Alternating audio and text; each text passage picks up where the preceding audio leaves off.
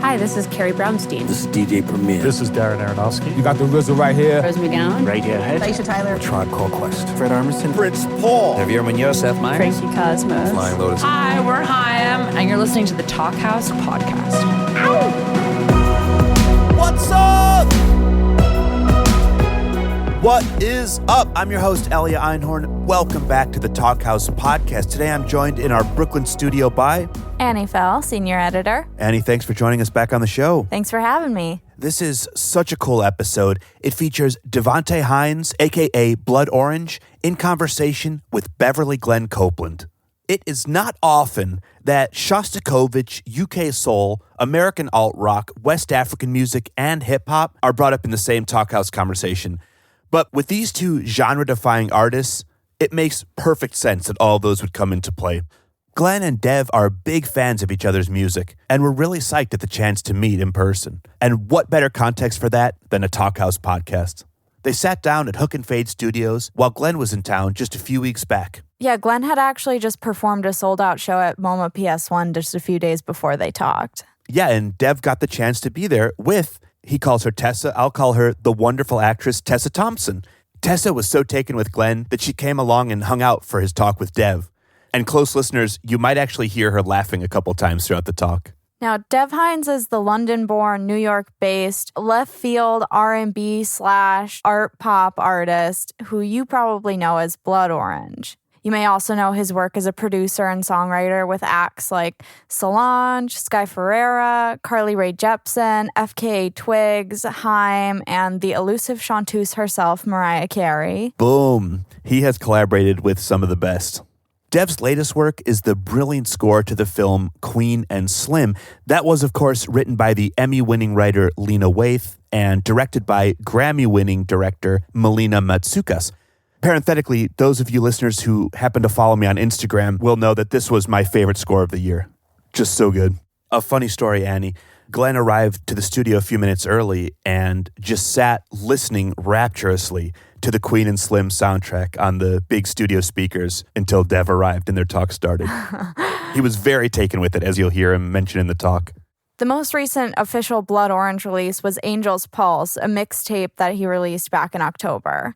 Angel's Pulse serves as an addendum to the fourth Blood Orange album, Negro Swan, which came out the year before. Dev called it, quote, an exploration into his own and many types of Black depression, an honest look at the corners of Black existence and the ongoing anxieties of queer people of color. From Angel's Pulse, here's a clip of Happiness.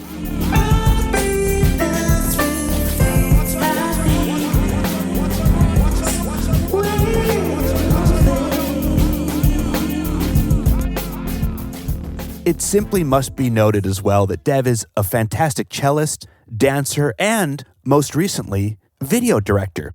He directed one of my favorite videos of last year. That was for his song Benzo. But just last October, he directed Beck's video Uneventful Days, which featured cameos from the aforementioned Tessa Thompson, as well as Evan Rachel Wood and Alia Shawkat. Is there anything this man can't do? I don't think so. He's unstoppable. Now, Annie, I'm so glad that you shared that quote from Dev earlier, discussing, as he puts it, the ongoing anxieties of queer/people of color. That is certainly something that could have been intimate to the experience of being Glenn Copeland. Glenn is a trans Black man who was born in Philadelphia but has opted to spend his life in small-town Canada. He currently resides in Sackville, a tiny town in the middle of nowhere, New Brunswick. And here's one of the many fascinating things about Glenn's story. While he was previously best known for his work as a composer for Sesame Street, as well as the Canadian kids show Mr. Dress-Up, a recent Japanese reissue of the previously mostly unknown 1986 album Keyboard Fantasies has shown his work to a brand new generation who have now gone back and embraced his past catalog, which is a genre-smashing amalgam of new age, classical, folk, and so much more. It's been really cool to see some younger artists really get behind him and help get Glenn's name out into the world. I'm thinking Caribou, TV on the Radio, Fortet. Yeah, and there's actually a new film out that will maybe bring his work to even more people called Keyboard Fantasies, the Beverly Glenn-Copeland story. On top of that, Glenn just released a new record last year called Primal Prayer, And on his current tour has already been playing new unreleased music. So the man is truly on a roll. Yeah, and that tour is actually his first in the U.S. At the age of 74. Can you imagine a lifetime of fantastic work and finally being discovered in your 70s, getting the appreciation you've deserved the whole time? It's truly wild. It so is, and he is just taking it in stride so wonderfully.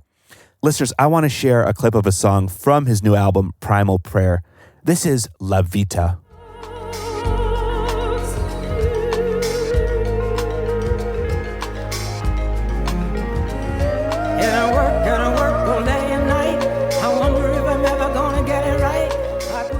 Really, really, really interesting work. And just so beautiful.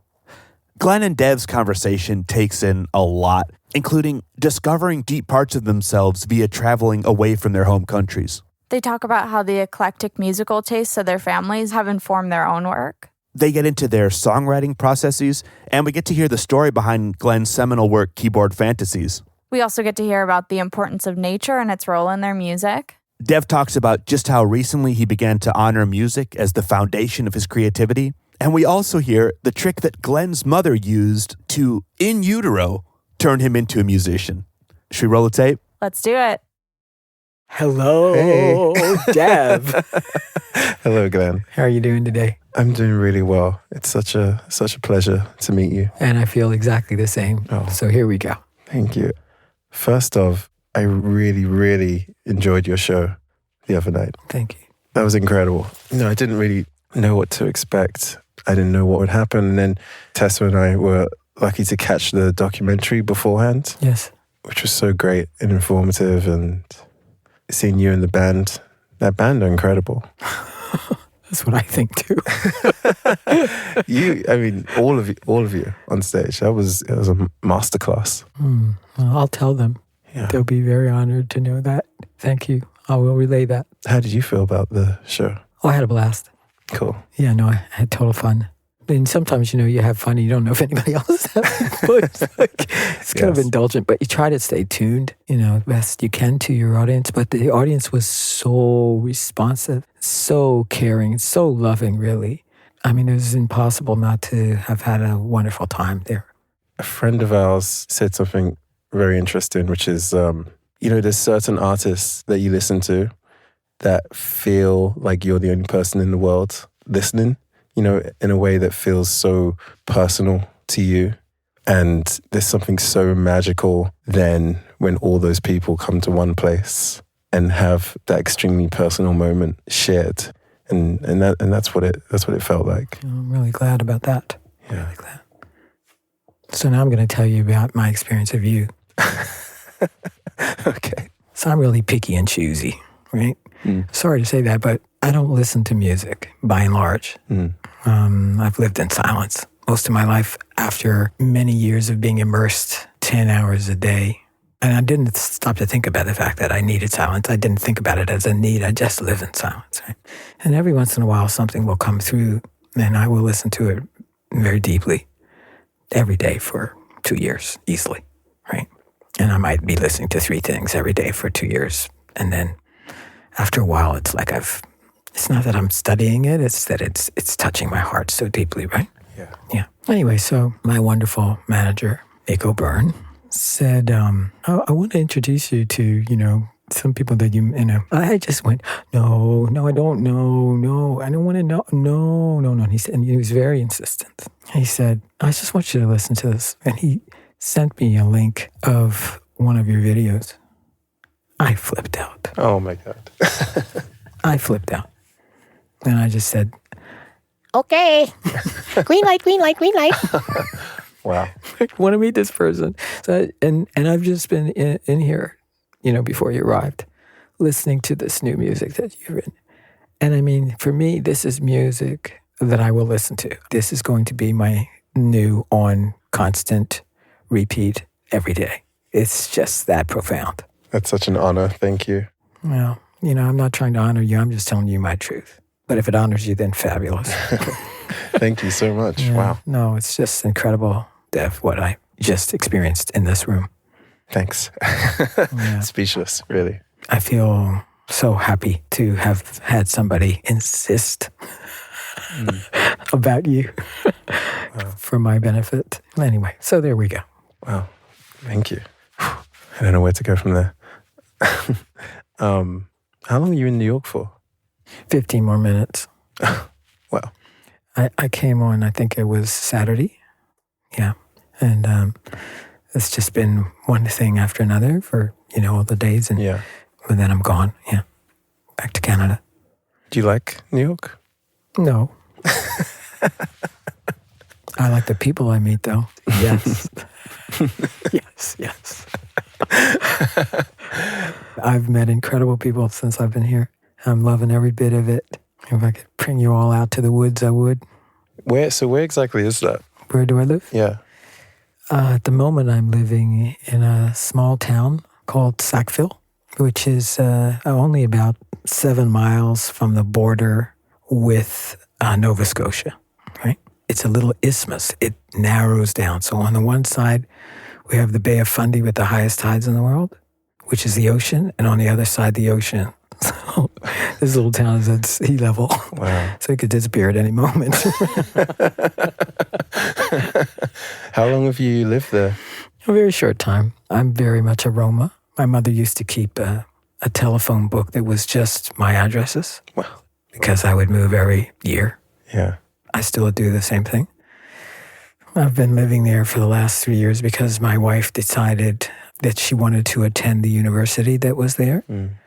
And though the two of us both normally live in the woods as much as possible, usually all the time, she said, I don't want to live in the woods. I want to be able to walk to the university. Yeah. And I said, okay. So we bought a little piece of property, a little house. It had 13 huge trees in the backyard, the best apples I've ever tasted.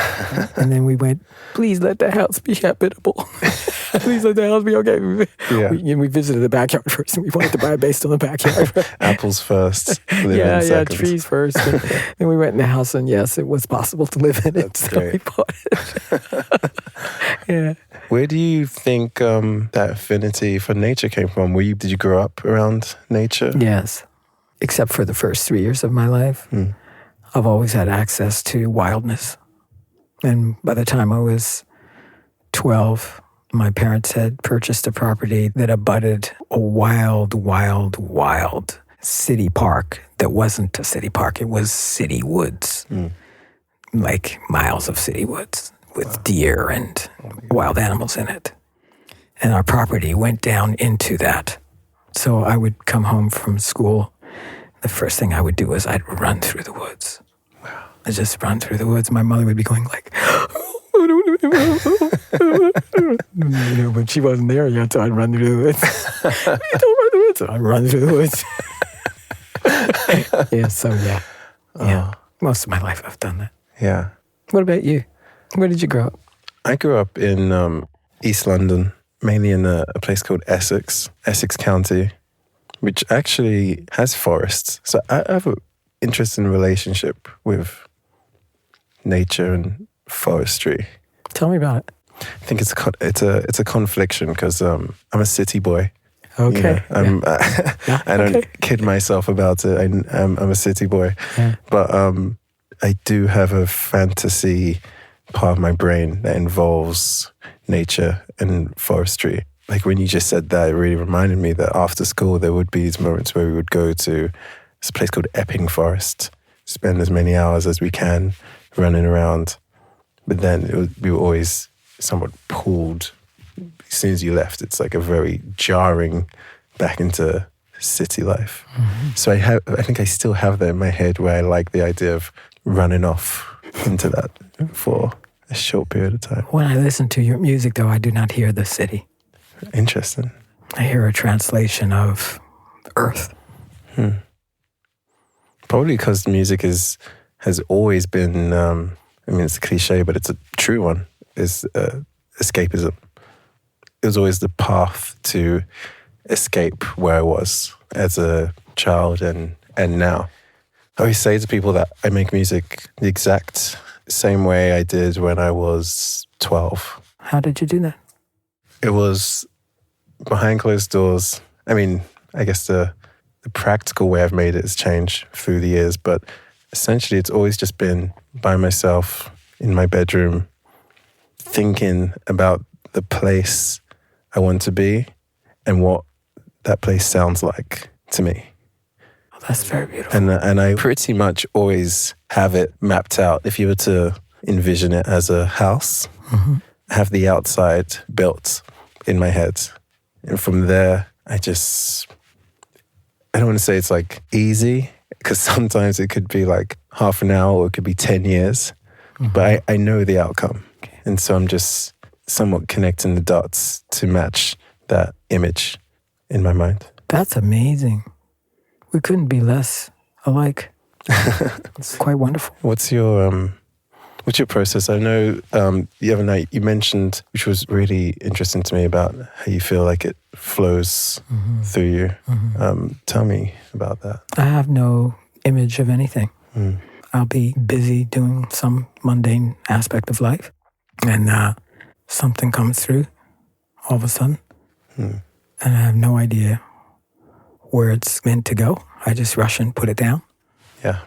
And then after I've finished putting it down, I look at it and I don't know what it is. And I can barely play it back. Wow. Now, wouldn't you say that's pretty much opposites? It's very opposite. I love that. Good. Opposites attract. There you go. Yeah. I love that. It's so beautiful. That's great. Well, however it is that you do it, it's profound. I really loved the song you played that was for your anniversary. Harbor. Yeah. My wife's song for my wife. Yeah. I'm glad you like that. I really loved that. Can you explain for people that haven't? Oh, okay. So every year I write, and I mean I write, a ditty of some kind. A poem or a song or a poem that turns into a song. Yeah. Very quickly. Usually on the day of my wife's birthday. Usually in the morning when I go, oh, whoops. Oops. I wake very early. My wife needs more sleep in the morning than I do, which has saved my backside many times. Okay? So I would run and do that. And this particular year, I went to do that. It was her birthday, and this thing came through. There was, afterwards I realized this. I mean, I kind of explained it with humor, that the universe was going like, good grief, we need to get involved here. This woman is worthy of more than these ditties that you've been coming up with. Anyway, so that came through, and it's such a beautiful piece. I was floored. I was floored by that piece. It's interesting because people say that a lot. And I think it's because what's being expressed there is what we feel when we truly appreciate a person that's hanging in with us. Yeah. And I don't think it's specific to me by any chance. I think it's very universal. If you really care for somebody through the thick and thins of it, and it's not the flush of first love and sex and all the rest of that, which is all wonderful. But Lord, there's a lot of work that has to go into making a relationship. Yes. And a lot of understanding. A lot of making room for everybody's fault lines. Yes. I think that's why people really feel something from that, because people have been there. You know, most people in that room have been deeply in love at some point in their lives, you know. Deeply loving, and in love sounds kind of whatever, but you know what I mean. Yeah, that really comes through in that piece. It was like a beacon of light, just kind of shot through. Wow. I'm really glad you felt that. Really felt it on that one. How steadily do you make music or write words? I never write words first. Like, I'm not a poet. Music always comes to me first. Yeah. Every once in a while, I'll get a fraction of a phrase that comes with whatever's coming through. But then I have to sit and say, what is this music talking about? Yeah. And since I have very limited, I'm very limited in my own spectrum, it's usually talking about the same thing. I feel the same way about myself. Very interesting. Kip Malone? Yeah. He put it like this. He said, I think we only have 2 songs. I love that. I really love that. Ding dong. Right on the money. You really hit it. Yeah. But yeah, you steadily make music. Constantly, always. Yeah. I mean, constantly doesn't mean that, like you, I don't go into the studio with an intention. Although I have done that when I said that I was going to write something that honored something in particular, but I still have to wait for it. And I say that, but then I wait until, the universe gets on side about it. I'm always writing. I'm always translating. I'll be translating. I know one day I'll be translating in the middle of translating and just drop dead. That'll be it. Well, I mean, I hope for a death like that. Except I'd like to say goodbye to everybody first, What a wonderful time I had with them all and how much I love them and all that stuff. But, we don't want that to go on too long, right? Quick exit. Yeah. I think that's one thing maybe we have in common. I don't ever start anything with intention, except for maybe scoring work when it's I have to do that. But all my other music, that image and that place that comes to me is never really chosen. We might be more alike than I realize. Yeah. Yeah, it's never premeditated. Most of my best friends are visual artists, and most of them are profound visual artists, and most of them are old like me. They all say the same thing that I say, which is I look at their works and I flip out because visual art is the most important art form to me other than what I do, but it's not the most important art form in some ways. I always said if I had to choose between my ears and my eyes, I would choose my eyes because my head is full of music anyway, and I need to see beauty. Yeah.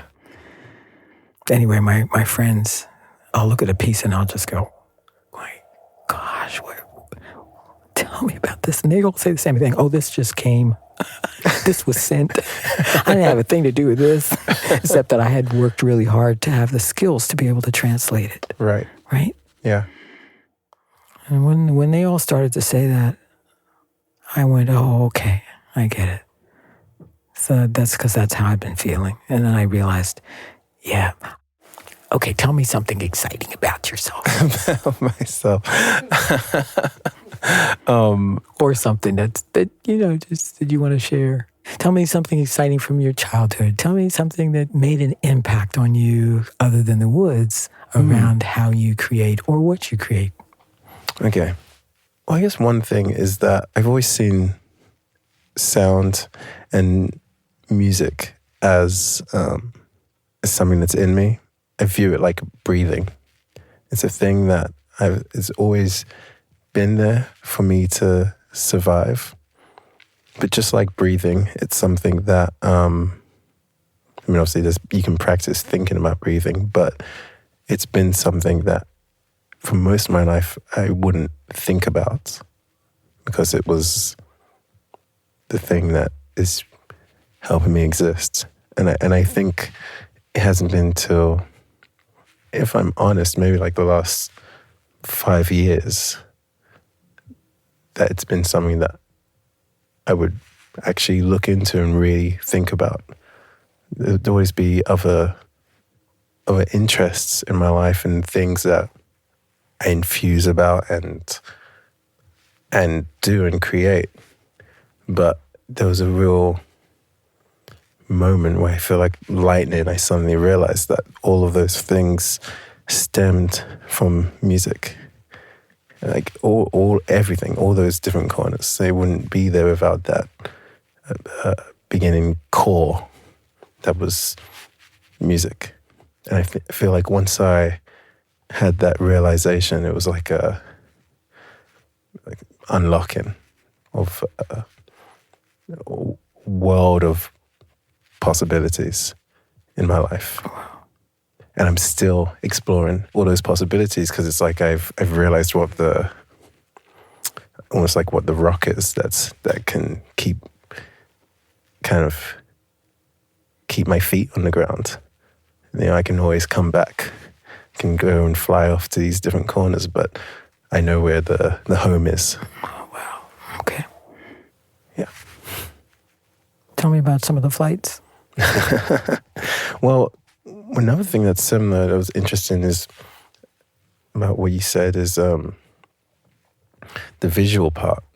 Mm-hmm. I'm very inspired visually, way more than sound. It's all so visual. You know, that's interesting because that's what grabbed me about when I was introduced to your music, because it was a visual thing. So I'm listening to this incredible music and I'm watching these visuals that are like, what is this? This dude thinks like this is like out of this world. And that's interesting. Of course, that makes total sense. I love that you picked up on that. How could they not, though, when you think about it? Yeah. Oh, anyway, with that, okay, well, thank you for telling me that. That connected a couple of dots right there for me. How long did Keyboard Fantasies take to have it come through? Yeah, from beginning probably maybe like gestating a child, probably about 9, 10, 11 months. Did the idea for it hit you at once, or did you not realize maybe till later? There was no, see, you think in terms of ideas for, right? Yeah, not there. What happened was, I got this computer, right? And I turned it on, and it had all these sounds. And I went, Yeah. You know? And the DX had all these sounds in it, and the little TX had all this, and the computer was able to coordinate all those sounds, right? Wow. And I just went berserk. Yeah. I would hear a sound and go, yeah, and I'd start, playing. I'd start doing something with it, and then because I was playing with that sound, something would come through for that sound, and layers and layers and layers and layers and layers would come through. Yeah. Yeah. I write in a very short form. Okay, so when I say I write, I hear, because, the great European masters, some of them heard in very short, like a fugue, for instance. Like, so this melody is a short form relative. But then how can I turn that melody? How can I make that melody play over itself? And then it becomes all this harmony and blah, blah, blah, blah. But by and large, I think probably most of the big symphonies and stuff have many ideas that are interrelated. Yeah. And then those ideas are sussed out, right? Yeah. They just get wow, right? Expanded. Well, the universe sends me exactly 4 bars, or maybe 8 bars of something, very short forms. But then it sends 52 melodies to go on top of it, right? And that's a slight exaggeration, but easily it'll send 16 melodies to go on top of that 4 bars. And what happens for me is that then I have to go, I go like, oh, that, oh, and that, oh, and that, oh, and that, and that. And then after a while, I've got like literally, 10 melodies. Yeah. And then I have to go, wait a minute. Some of these are really important, and some of these are not really. It's just like saying, I can't keep all the kids. Yeah. Right? I can't keep them all. So then I have to win them out. So that's basically, that's how that works for me. Wow. It just came flying through. Yeah. Yeah. I guess it was just time.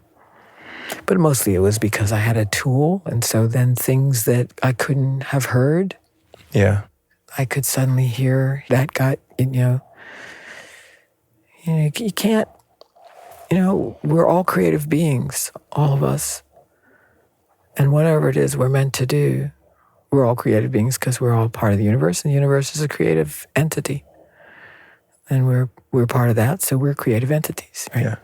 Every single person. So each of us is totally unique and creative in our own ways and meant to offer something to the whole that only we can offer. And there's no 2 people that are the same. There's no 2 anythings that are the same. Yeah.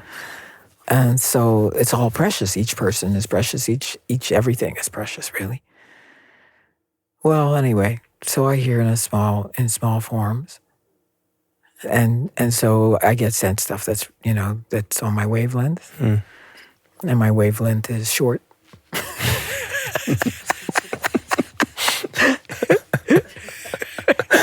So there you go. Yeah.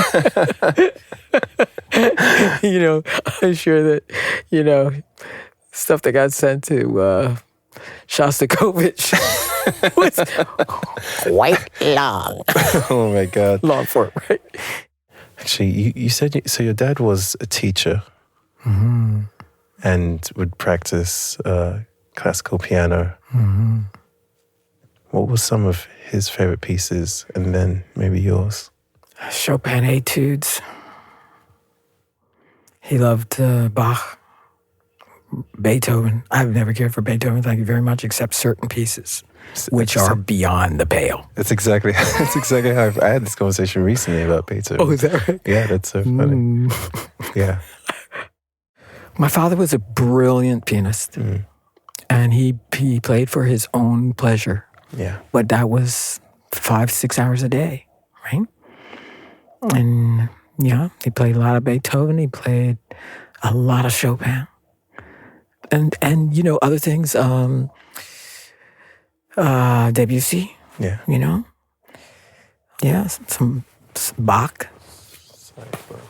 Oh, have you got Debussy in there? Yeah, give me a break, man. Debussy. That's what I'm reading right now, actually. A painter in sound, exactly. Yeah. Oh, I love Debussy. Yeah. And Ravel, too. Love Ravel.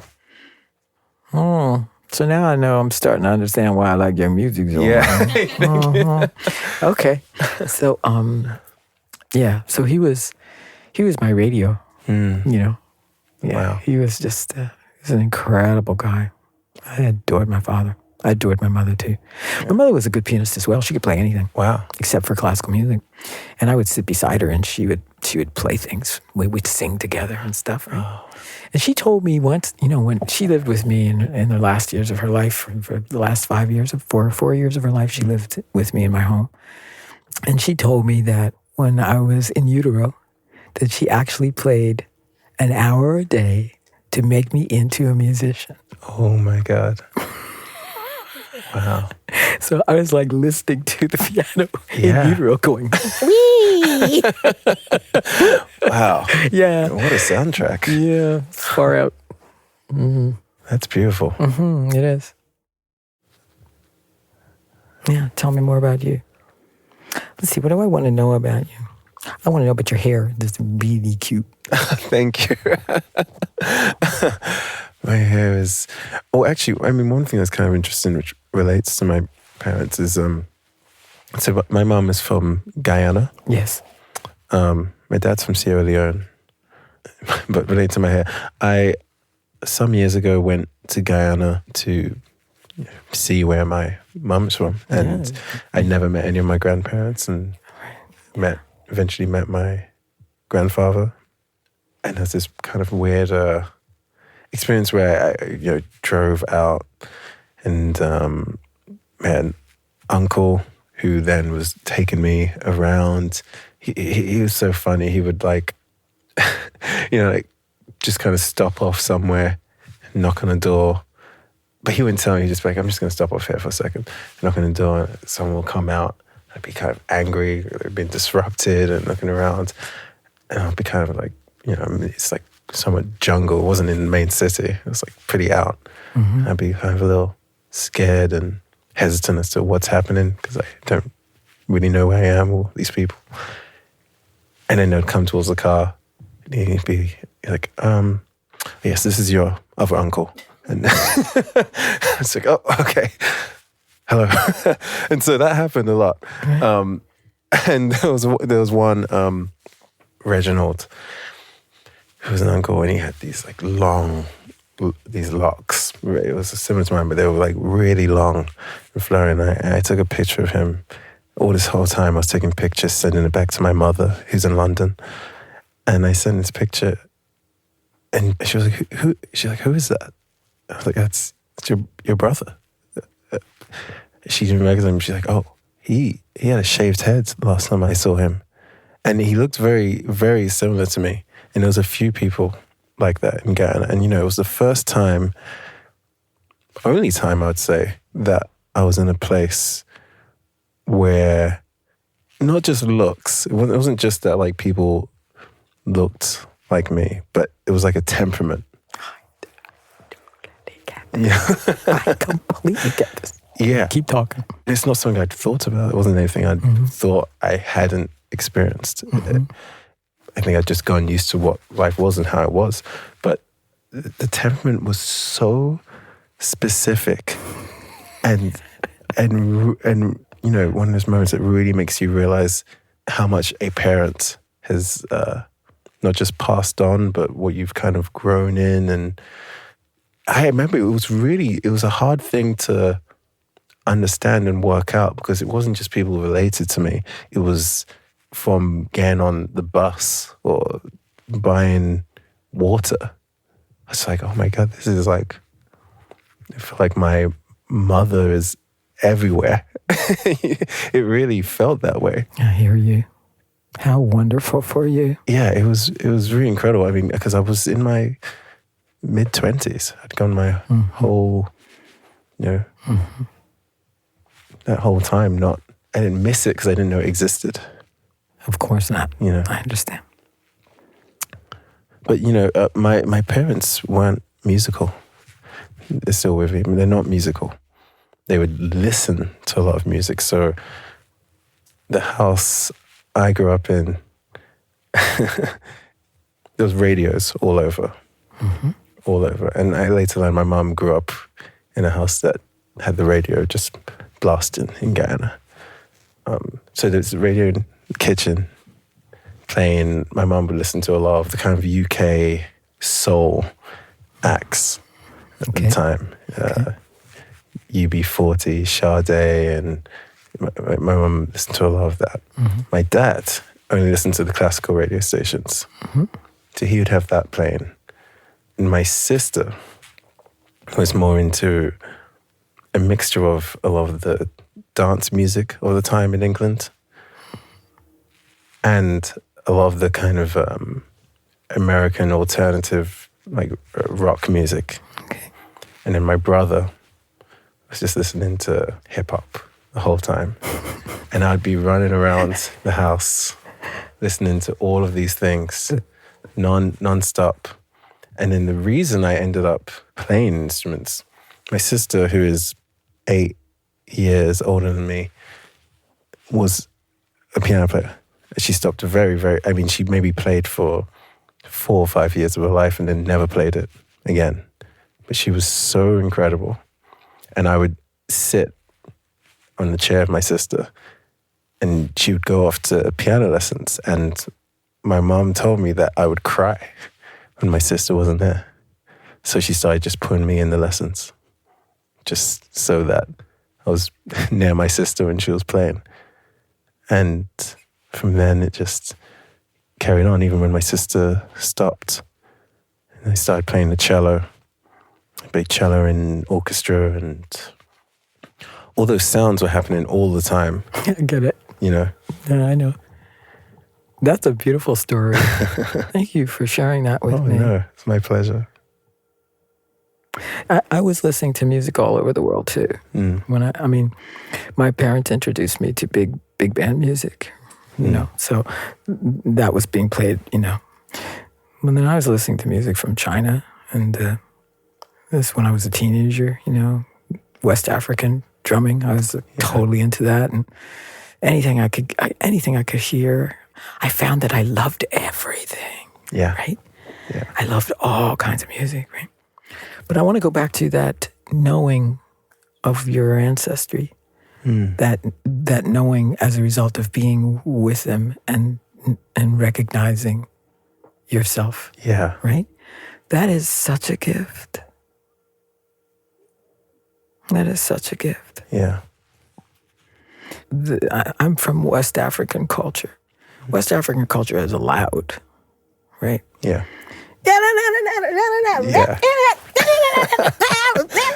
it's got attitude, Yeah. right? And that's just what we are. We just, it's loud, right?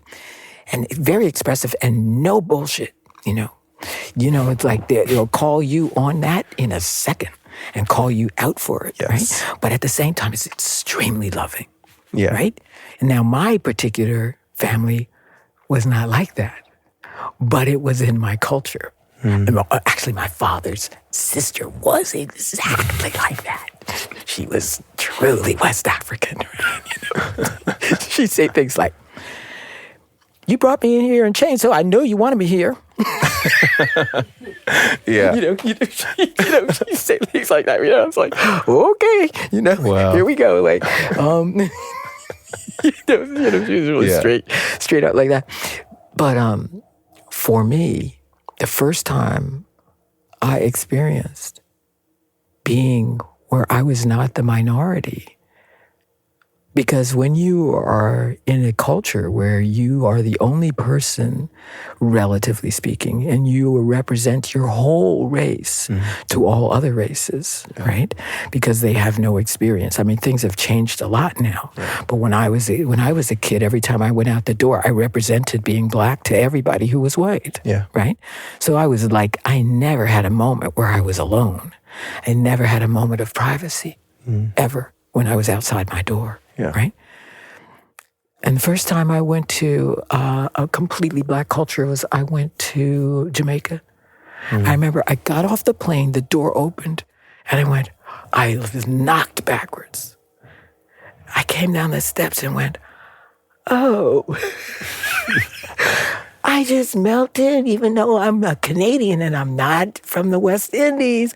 I'm just in the background here, relatively speaking. I can relate. And there was a sense of like, yeah. Right? And I think that is something that all people who have been displaced for one reason or another, right, experience. To not be in the culture where that culture is just the natural thing around them, it creates a great dissonance. And I don't care whether you're talking about being a Jew, whether you're talking about being black, whether you're talking about being a Muslim, whatever, it doesn't matter. Yeah. It's like that is very hard on you. It's heavy. It's heavy. Yeah. Yeah. And there's no easy fix for it. But one of the good things that's happening is that we're starting to mix up all around the world, right? So now people go out the door, they see, at least here in our Western culture, we see everybody now, right? And so it's starting to be, a natural thing. And this person, nobody looks at me in any particular different way than they look at anybody else. And I don't look at them in any different way than, anybody else. And things are relaxing. And so one of the wonderful things about the fact that we're starting to be a world community where we understand that we're just human beings with different wonderful attributes to give to the whole thing, right? Exactly. Yeah. I love that. Yeah, me too. Well, on that note, I've had such a wonderful time talking to you. Me too. It's and been talking incredible. with you. It's been really, really incredible. Thank you so much. Thank you. Thank you, Deb.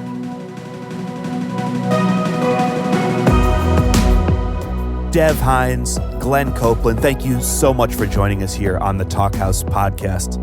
Listeners, make sure to catch Blood Orange on tour throughout March with support from Teishi. They'll be going around America and into Canada with the tour ending here in New York at Radio City Music Hall. And be sure to check out Blood Orange's past episode with the Talkhouse Podcast with Raphael Sadiq. That was recorded backstage at Pitchfork Music Festival in 2018 and was part of a double with Fleet Foxes and Nilla Ferragno. Double whammy. Great show. Today's show was recorded and co-produced by Mark Yoshizumi with additional editing by Katie Lau. The Talkhouse Podcast theme song was composed and performed by The Range. For all behind-the-scenes content, be sure to follow us on Instagram, Twitter, Facebook, the usual suspects. All of them. At Talkhouse. And I have to say, Annie, there's some very cute pictures from this one. So good. Yeah. Until next week, I'm Ellie Einhorn. I'm Annie Fell. Peace. Bye. And Keyboard Fantasies.